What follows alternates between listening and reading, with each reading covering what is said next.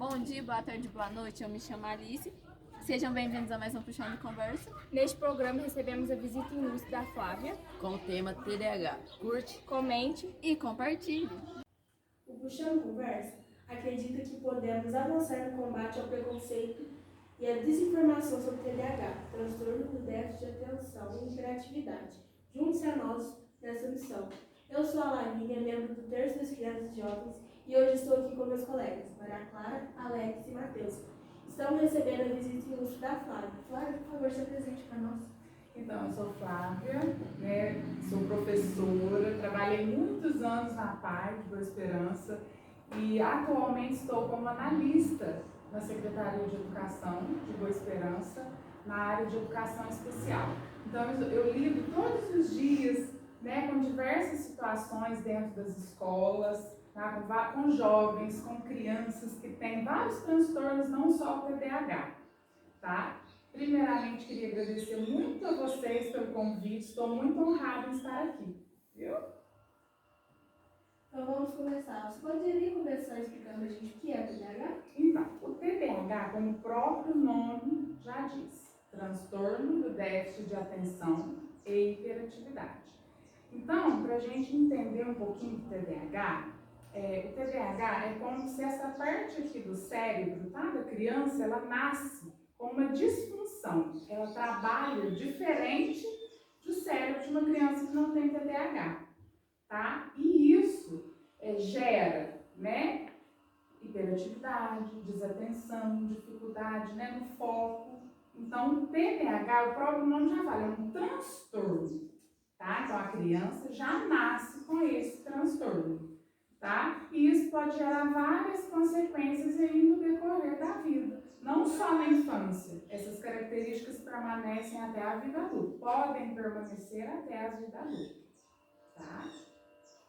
Quais os desafios o TDAH pode causar na adolescência? Então, eu gostaria muito aqui de agradecer novamente, porque eu estou aqui, como aluno de muitos anos, Alex? Eu fui professora dele, na infância dele, hoje ele está aqui, um adolescente, a gente já conversou um pouquinho aqui antes, Alex? E hoje, assim, eu tive a prova viva, de como um diagnóstico precoce, como ele teve, e apesar de ele não concordar muito com o diagnóstico, Alex? Mas o TDAH, ele causa vários transtornos na adolescência, o que ele veio me contando aqui antes da gente iniciar o programa, o que acontece na adolescência? A criança, principalmente na escola, ela tem vários problemas, desatenção, dificuldade em manter o foco, dificuldade em realizar as atividades, as principais características acontecem na escola. Então, a criança fica muito agitada no ambiente escolar, em casa, em todos os ambientes. Isso que difere o TDAH de um déficit de atenção. O déficit de atenção acontece em alguns momentos, em algumas atividades que a gente não tem tanto interesse, Agora, o TDAH não. A característica, ela permanece em todos os ambientes, na igreja, na escola, no mercado, em casa, e isso vai acarretando, uma dificuldade no desenvolvimento dessa criança. E quando chega na adolescência, o que acontece? Esse adolescente, geralmente, tem dificuldades em realizar tarefas do dia a dia, em concluir tarefas. Às vezes começa a tarefa, mas tem dificuldade de terminar porque não tem o foco, Outra dificuldade no relacionamento. Por quê? Muitos adolescentes que têm TDAH têm a impulsividade. Às vezes age sem pensar, E eu não falei anteriormente, mas o TDAH tem dois tipos de TDAH, tá? A gente tem o TDAH que tem que prevalece a característica da desatenção, que é o que eu falei com o Alex, Então, a criança desatenta, não tem foco, é uma criança quietinha, parece que está em outro mundo, não sabe responder, às vezes, as perguntas, às vezes não compreende o que a gente fala. E a gente tem o TDAH que prevalece a característica impulsiva. A aquela criança impulsiva, que age sem pensar, que é agitada. E o adolescente, quando ele tem essa característica de desatenção, então é aquele adolescente que às vezes não compreende o que a gente fala, que às vezes não sabe verbalizar o que está pensando, né? Às vezes não sabe entrar numa conversa com um grupo e falar as suas ideias claramente. O que acontece? Agora, o que tem a impulsividade, às vezes ele age sem pensar, é aquele que bate, é aquele que fala as coisas sem pensar, e isso gera uma dificuldade no relacionamento. Às vezes no namoro, age sem pensar, né? Então são várias características aí que o TDAH atrapalha a vida desse adolescente. E outro assunto muito que a gente vai conversar mais à frente é a questão da impulsividade leva às vezes esse adolescente a seguir um caminho errado, né? Por agir sem pensar, às vezes ele segue um caminho errado, né? Então eu acho que é isso. E como que o TDAH pode ser diagnosticado nas crianças e nos adolescentes? Então, o TDAH, antigamente, não é que o número de TDAH cresceu. Antigamente não tinha muito diagnóstico precoce, né? A criança era levada, né? Então os pais achavam que era levada, deixava de castigo. E muito dessas crianças tinham hiperatividade, né? Então hoje tem uma atenção especial aí para o TDAH. Hoje nós temos uma lei brasileira, né? Uma lei brasileira 14.254, que é importante vocês saberem disso, todos saberem. Essa lei, ela ajuda, né, todo mundo a compreender a questão da importância do TDAH, que ele merece uma atenção especial. Então, o que ele dá o direito para o adolescente e para a criança? Direito de atendimento diferenciado na escola, direito de diagnóstico, né? Direito de atendimento na área de saúde como prioridade. Então, o diagnóstico ele acontece através de muita observação, né? Através de atendimento médico, neurológico, um atendimento multidisciplinar, através de uma observação multidisciplinar, né? Através do psicólogo, do neuro. Então, uma equipe avalia as características dessa criança ou desse adolescente para então depois chegar no diagnóstico. São características persistentes ou a criança realmente é uma criança mais levada? Né? A gente não pode confundir. Qualquer sintoma, criança agitada é hiperativa, tem TDAH. Não, né? São características persistentes que devem ser avaliadas por um neuro, por um psicólogo, por um psicopedagogo, por uma equipe multidisciplinar. E hoje nós temos, principalmente na nossa cidade, muitas clínicas, né? A nossa própria rede municipal, a Secretaria de Educação, oferece um núcleo, tem uma equipe multidisciplinar que auxilia nesses diagnósticos, né? A própria rede de saúde de Boa Esperança tem profissionais muito capacitados para diagnosticarem o TDAH, e quanto mais precocemente a gente conseguir diagnosticar, melhor tratamento, melhor resultado para a vida adulta dessa criança. Tá joia? E isso atrapalha muito na aprendizagem da criança, né? Então, por que atrapalha? Para a gente aprender na escola, né, o que a gente precisa?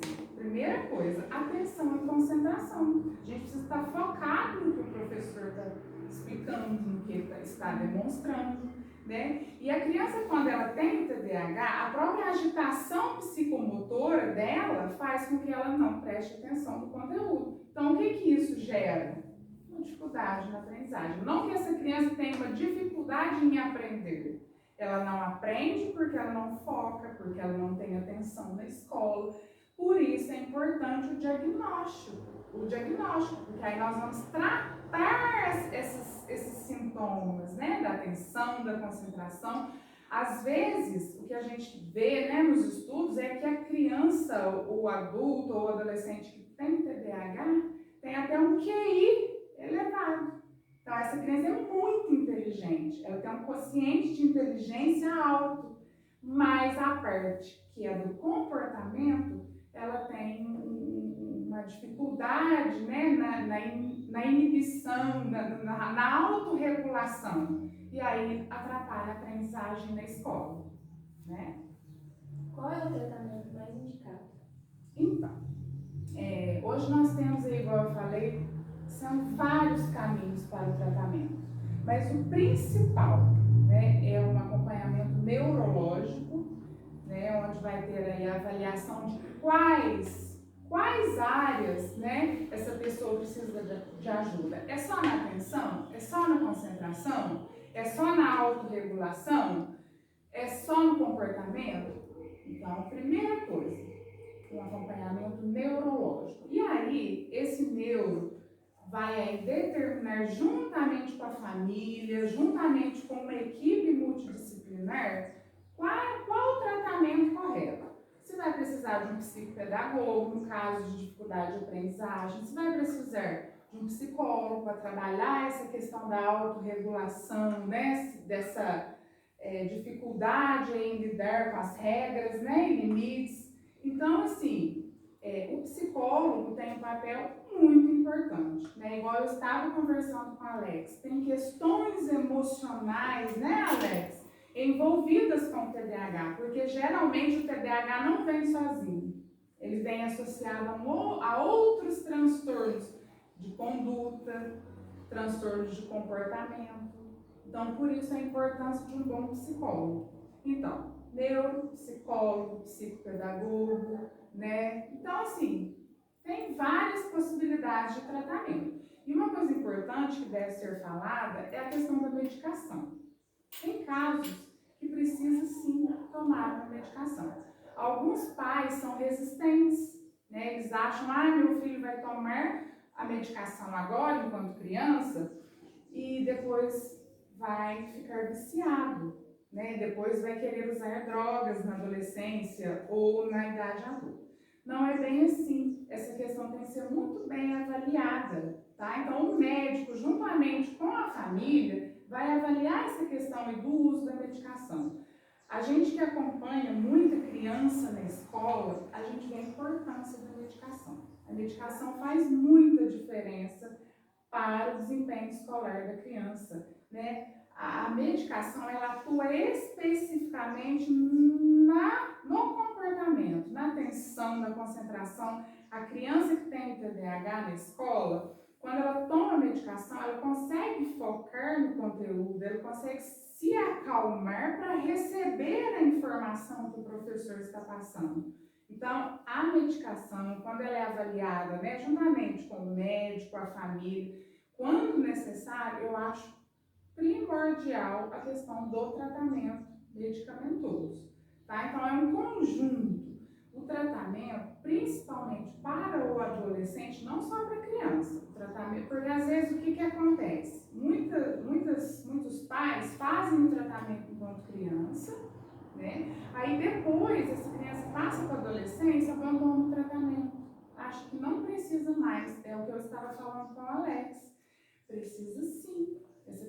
Esse adolescente precisa de um acompanhamento psicológico para trabalhar as questões emocionais, porque, igual eu falei, o TDAH não vem sozinho, né? Ele vem associado a distúrbios emocionais, né? A ansiedade, a depressão, que a gente tem visto muito hoje, adolescentes com TDAH, com crises de ansiedade, né?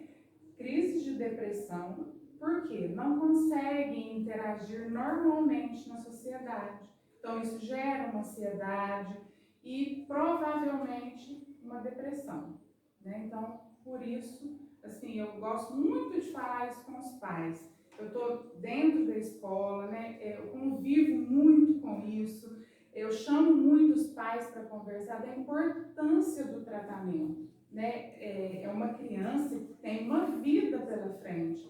Então, o tratamento, a criança ela não tem aquele comportamento agitado, nem impulsivo, porque ela quer.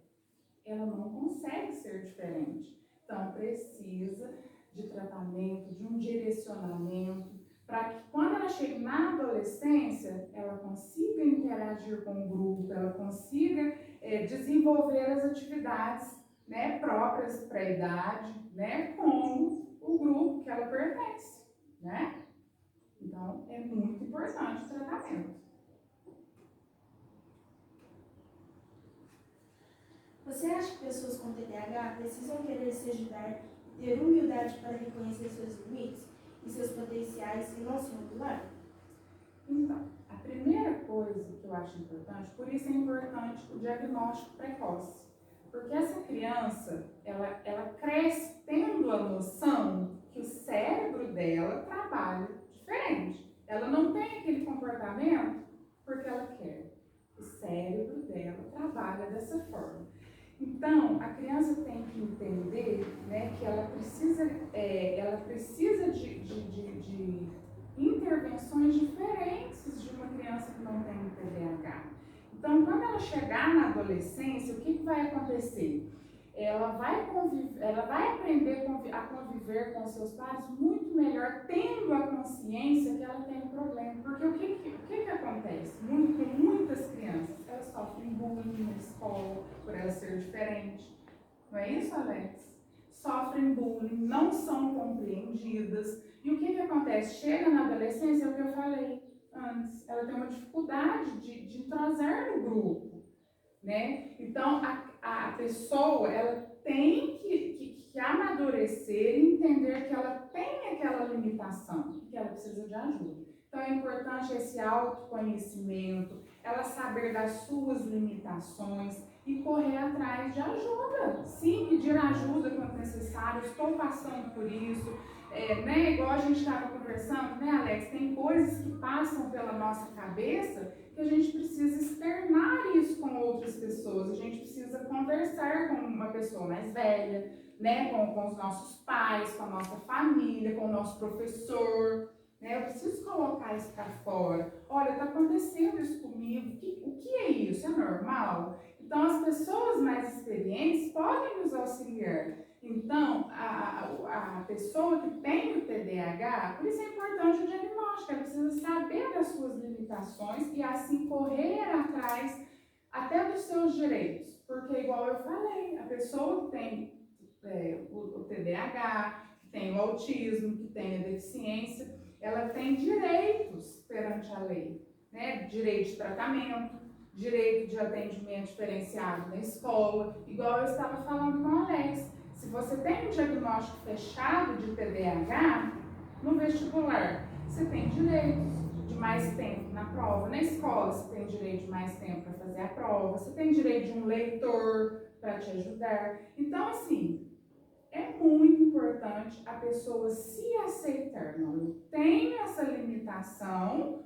né? E eu vou entender quais essas limitações e eu vou pedir ajuda, eu vou, né, vou trabalhar juntamente com um psicólogo, e aí sim, essa bagagem que ele carrega fica mais leve, né, porque todo mundo passa a entender como que essa pessoa age, como que ela vive, né, os amigos começam a entender melhor por que ele é assim. Então eu acho que tem que ser mais claro para todo mundo, né, porque nem todo mundo é igual. Na sala de aula de vocês, todo mundo é igual? Não, todo mundo é diferente, né? Tem um que tem, né, que é mais impulsivo, tem o outro que é mais quietinho, tem o outro que não consegue conviver, né, assim, bate, que agride. Tem pessoas de todos os tipos. Não necessariamente tem TDAH, mas tem muitos que têm TDAH e também não têm o diagnóstico. Então é preciso, primeiramente, se conhecer como pessoa. E se eu tenho um TDAH, se eu tenho um autismo, eu preciso sim de tratamento e de procurar ajuda. Qual a proporção de TDAH no mundo e no Brasil? Então, os estudos atuais, né, nos falam que 5% da população hoje tem TDAH. Então, não é um déficit de atenção, porque eu acho que grande parte da população hoje está desenvolvendo um déficit de atenção.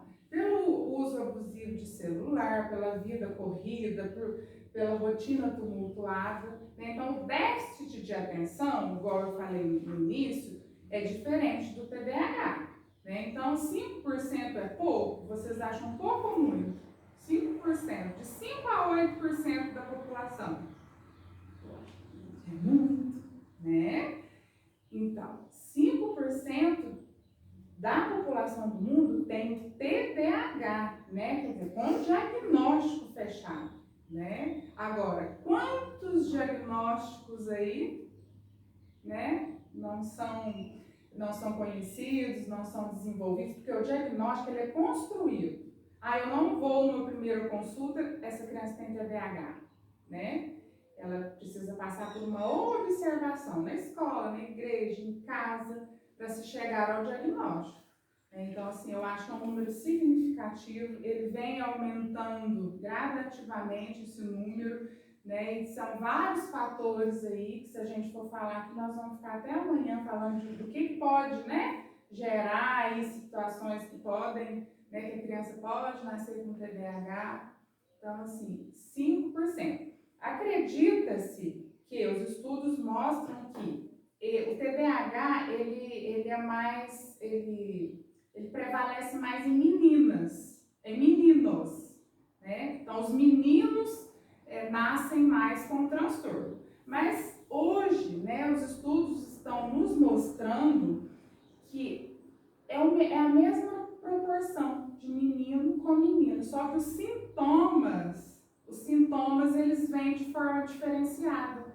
Geralmente, o menino que tem TDAH, ele é mais impulsivo, ele é mais agitado, né? A menina, ela é mais desatenta. A menina é aquela mais desatenta, é aquela menina que parece que está no mundo da lua, que não compreende aquela que a gente fala, é aquela criança mais tímida. Então, os sintomas aparecem de forma diferente. Mas acredita-se que hoje meninos e meninas nascem com têm a mesma proporção, né? A mesma probabilidade de ter o TDAH. Os professores têm conhecimento científico sobre o TDAH?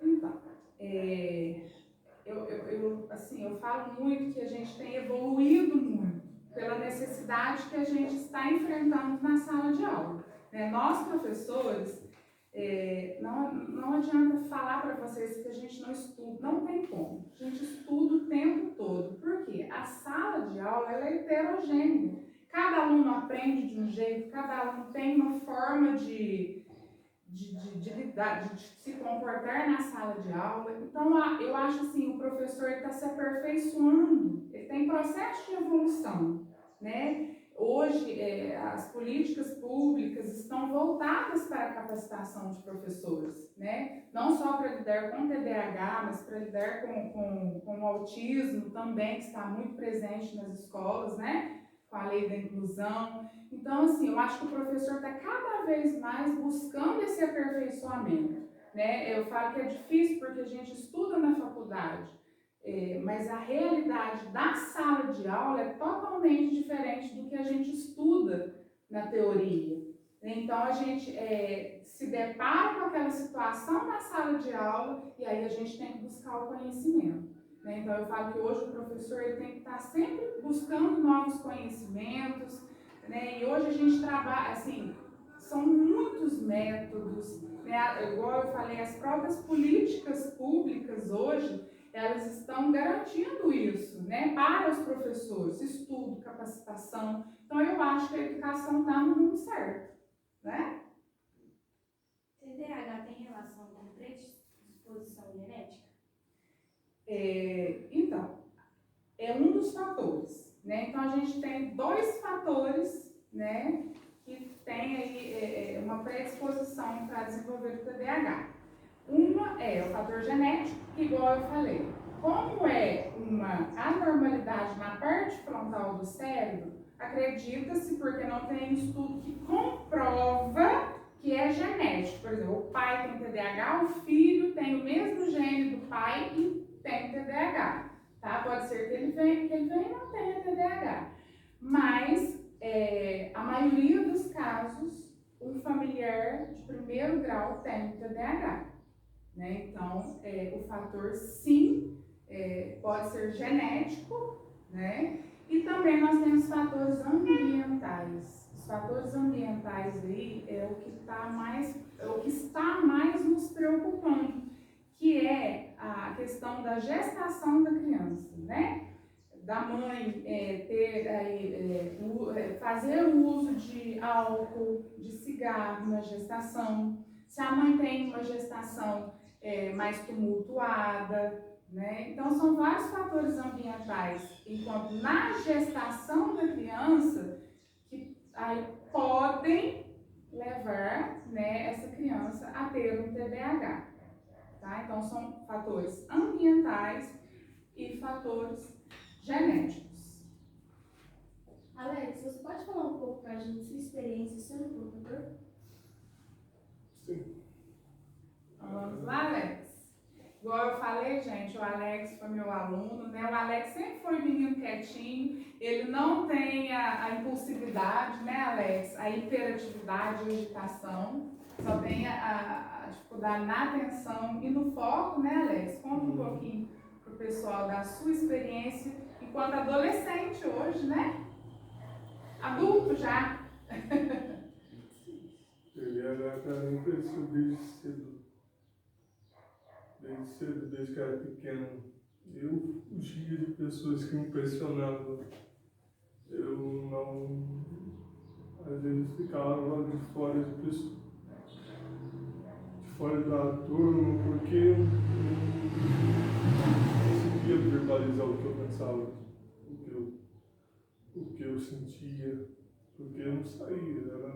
Parecia que a minha cabeça estava mil e não saía. Por pressão ou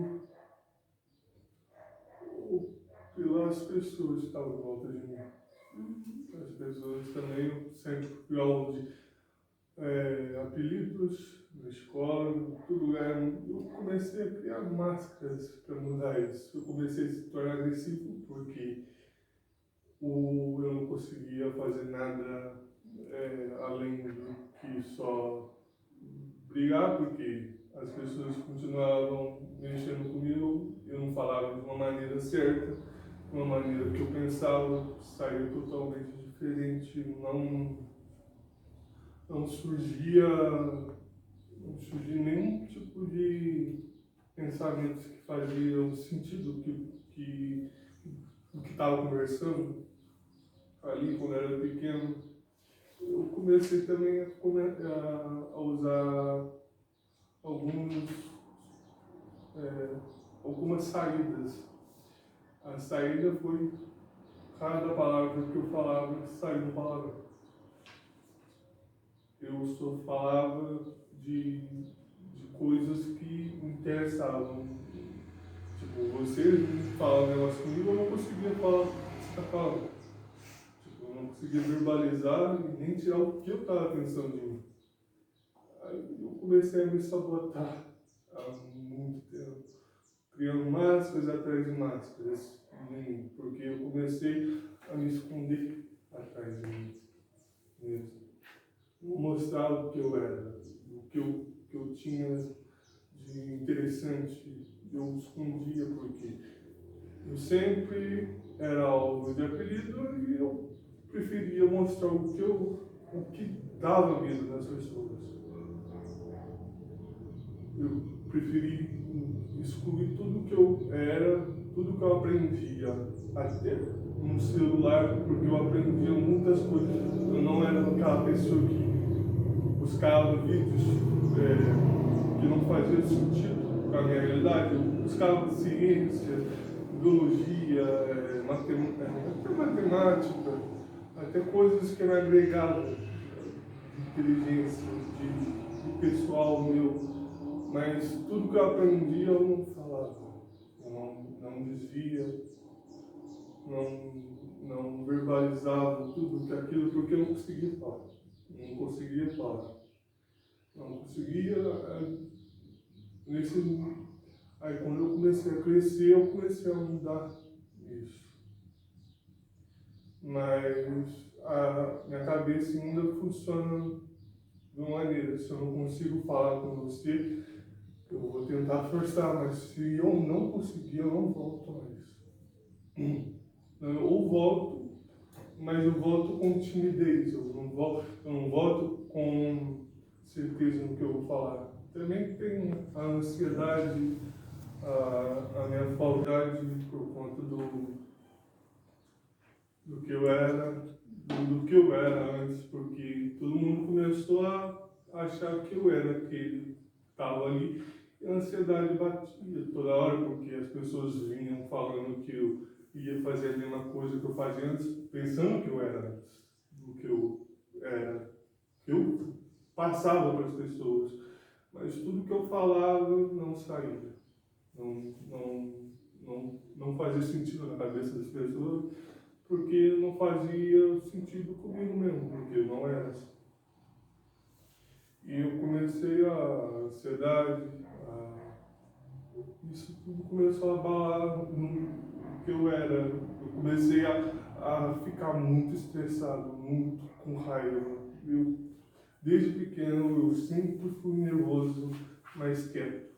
Eu era nervoso, minha cabeça era acelerada, até às vezes agressiva, porque mesmo sendo quieto, às vezes o quieto não fala o que sente.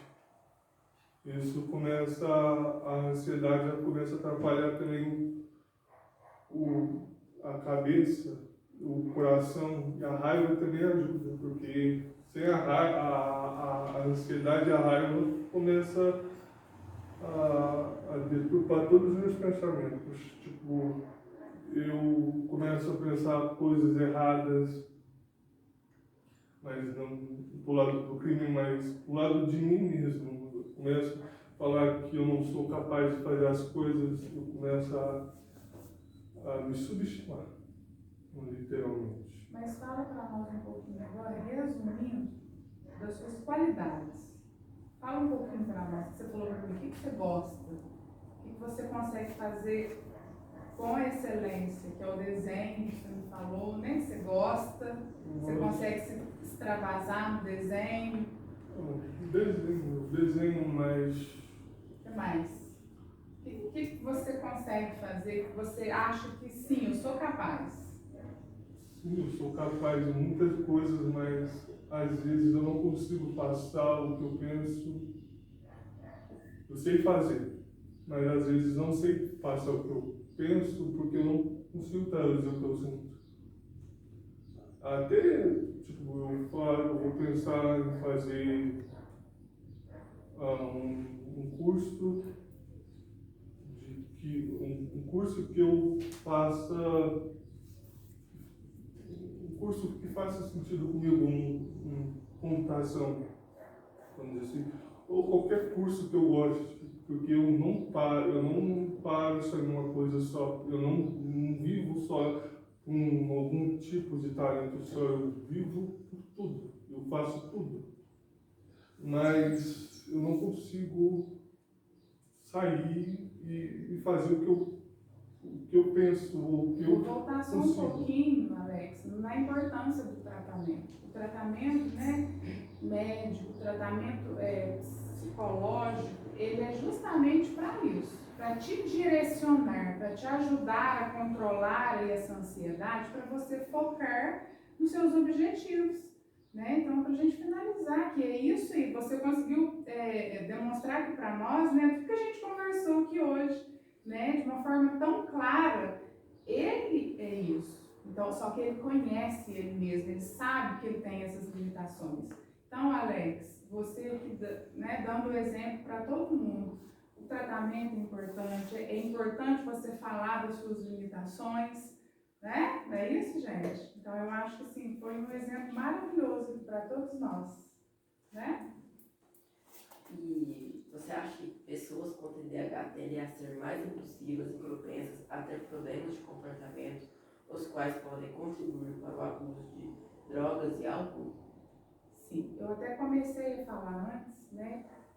Pela pessoa, pelo motivo da pessoa, tem TDAH, ser impulsiva, ter dificuldades em seguir regras. Então, a probabilidade hoje, gente, chega a 80%. Então, se a gente vê nos estudos, é muito, né? Chega a 80% das pessoas adultas que têm TDAH, certo? Elas tendem a ter um vício de bebida alcoólica, de drogas, elas tendem a ir para o caminho da criminalidade, certo? Se não tratado anteriormente. Por isso é importante o tratamento, né? Então, assim, isso é fato e eu posso falar com certeza para vocês, porque eu venho acompanhando, né, a evolução de crianças, de jovens que hoje estão na idade adulta, né? Então, é muito importante, tá? Então, tem uma ligação muito grande, por isso a importância do tratamento. E uma das qualidades, né, do Alex, que ele falou sobre desenho, é a nossa camiseta do terço. Esse coração foi ele que desenhou. Ah, muito bem, Alex, ó. Muito bem. Então, obrigada, Flávia, por ter participado desse programa. E pra gente que é estudante, a gente nunca ouviu falar de TDAH nas escolas. E isso é muito importante pra gente, que a gente aprendeu bastante sobre TDAH. Com certeza. E agora, como vocês têm todo esse conhecimento, vocês podem ajudar tanto o Alex quanto outros, né, colegas de vocês, amigos, na escola de vocês, na comunidade que tem essa limitação, né, e que vocês, com todo esse conhecimento e outros conhecimentos que vocês podem, né, adquirir aí, vai ajudar muita gente. Eu que agradeço de poder estar aqui com vocês. Foi um prazer, uma honra para mim estar aqui juntamente com o Alex, meu ex-aluno, né, e poder ver assim, a evolução dele como pessoa, que ele seguiu o caminho certo, que ele não está dentro dos 80%, que seguiu o caminho errado. E um ponto super importante para a gente fechar aqui: Deus em primeiro lugar. Quando Deus está à nossa frente, né, Alex? Tudo muda, né? Então, assim, ele não está dentro dos 80% que foi para o caminho errado. Por quê? Porque ele tem Deus no coração, porque ele segue o caminho, né, que Deus quer para ele. Isso é muito importante. E vocês também estão no caminho certo, porque a igreja, né, ela é uma doutrina, ela traz a disciplina, ela traz, né, tudo de bom para a nossa vida. Então, eu agradeço imensamente de estar aqui com vocês.